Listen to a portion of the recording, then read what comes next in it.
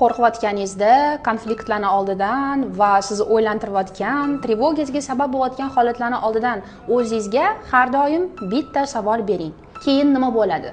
Masalan, boshlig'ingiz oldiga kirmoqchisiz, oyligingizni ko'tarishini so'ramoqchisiz. Lekin sizda qo'rquv va trevoga bor, xavotirdasiz, xohlamayapsiz, o'zingizga vazolat qila olmayapsiz shu narsani. O'zingizga savol bering. Xo'p, men boshlig'im oldiga kirdim, keyin nima bo'ladi?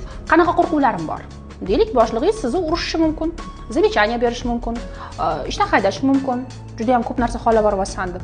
Okey, tasavvur qiling, kirdingiz, etdingiz va o'sha siz kutgan asoratlar, последствияlar sizda bo'ldi. Keyin nima bo'ladi?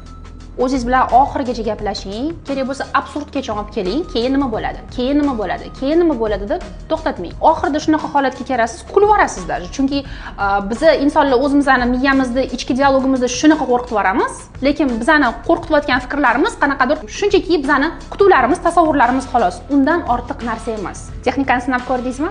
Oxirgi absurd fikringiz qanaqa bo'ldi? Yozib qoldiring, menga juda ham qiziq.